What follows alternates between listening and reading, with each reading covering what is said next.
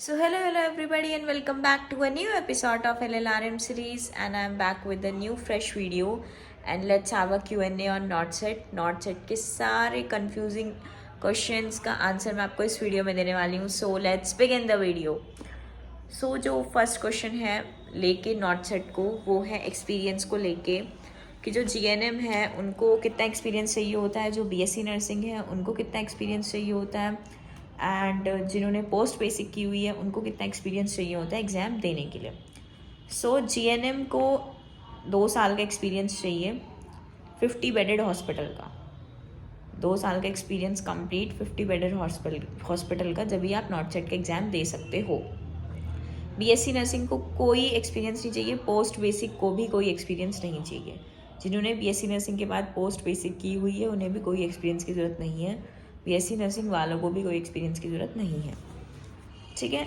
अब जो next question है वो है कि एम्स के एग्ज़ाम में आपको कितनी परसेंटेज चाहिए उसको क्लियर करने के लिए. सो परसेंटेज क्राइटेरिया हर कैटेगरी वाइज अलग अलग है. अंडर रिजर्व का अलग है, SC का अलग है, ST का अलग है. जैसे आपको 50% अबव चाहिए अगर आप अंडर रिजर्व कैटेगरी से हो तो, और वो सबका अलग अलग है. बट उसका मतलब ये नहीं है कि आपको एग्ज़ाम क्लियर हो गया, मतलब आपको सीट मिल गई, आपकी जॉब मिल गई. जैसे नीट में होता है ना कि आपको इतने मार्क्स चाहिए होते हैं एग्ज़ाम क्लियर करने के लिए, ताकि आपके पास एक सर्टिफिकेट हो आपने नीट क्लियर किया हुआ है एंड आप किसी प्राइवेट इंस्टीट्यूट में एडमिशन ले सको. बट गवर्नमेंट की सीट के लिए आपको काफ़ी अच्छे मार्क्स चाहिए होते हैं, अच्छी रैंक चाहिए होती है. तो ऐसे ही NotSet में है कि क्लियर करना इज़ जस्ट कि आपके पास एक सर्टिफिकेट है, हमने क्लियर किया हुआ है, और एक सीट मिलना इज़ अ डिफरेंट थिंग. ठीक है. और वो कैटेगरी वाइज डिफर करता है. उसके बाद आपको अगर मैं थोड़ा आइडिया दूँ लमसम, तो 200 मार्क्स के पेपर में आपके पास एटलीस्ट 130 मार्क्स तो होने ही चाहिए आपको सीट रिक्वायर, मतलब कवर अप करने के लिए. सो आपके अगर 130 है, 130 से अबव है, तो आप कहीं सोचो कि आपको हाँ सीट मिल जाएगी. 130 से नीचे तो उम्मीद मत लगाओ, कट ऑफ बहुत हाई जा रही है, कंपटीशन बहुत हाई है कि आपको NotSet में आपको एम्स को ही मिल जाएगा गवर्नमेंट जॉब के लिए. सो उसके बाद कितनी पढ़ाई करनी होती है NotSet क्लियर करने के लिए.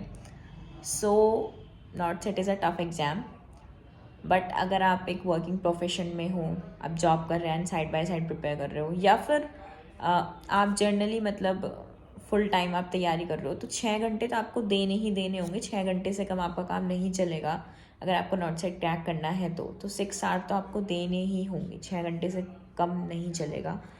हाँ, ग्रास्पिंग पावर नाम की भी कोई चीज़ होती है भाई. सबका दिमाग अलग अलग होता है, कोई जल्दी कैच कर लेता है, कोई टाइम लगाता है, किसी को मेमोराइज़ करने में बार बार पढ़ना पड़ता है, इंटरेस्ट की बात होती है, बहुत सारे फैक्टर्स होते हैं. बट 6 घंटे तो आपको चाहिए.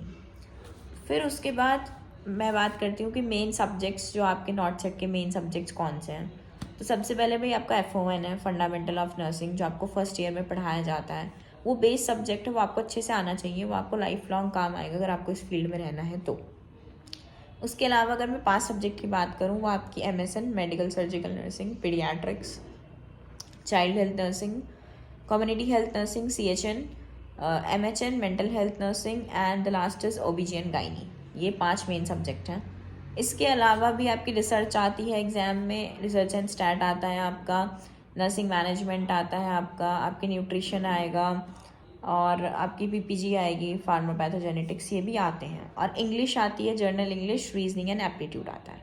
ठीक है. So these are the main subjects. 5 FON base है, वो इम्पॉर्टेंट है, और 5 मेन वही थे OBG गाइनी तक.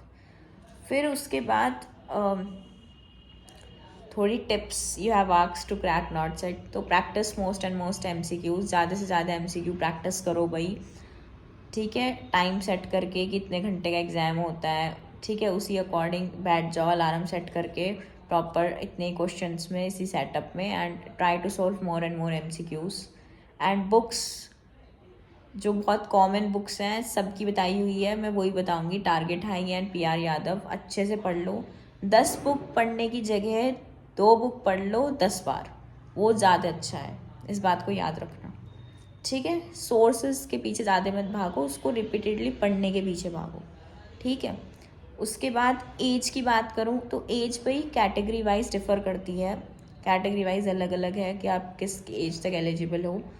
तो वो आप चेक कर सकते हो। मैंने एक पुरानी वीडियो भी बनाई हुई है, उसमें मैंने थोड़ा एक्सप्लेन किया हुआ है। ठीक है, अब नेगेटिव मार्किंग की बात करूँ तो नेगेटिव मार्किंग 0.3 की होती है नॉट सेट में। मतलब अगर आपके 3 क्वेश्चन, आपका एक क्वेश्चन सही है और आपके 3 क्वेश्चन गलत हैं तो 0.3, 0.3, 0.3, 0.9, तो ये लगा लो 1 नंबर।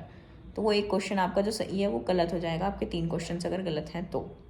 ठीक है, so this is all about the major questions you have asked for not set, कि दीदी हमें ये चीज़ पूछनी है नॉट सेट के बारे में, जो भी आपके कन्फ्यूजन एंड डाउट्स थे। आई होप मैंने सब क्लियर कर दिए। Thanks for watching the video, follow for more, subscribe my channel.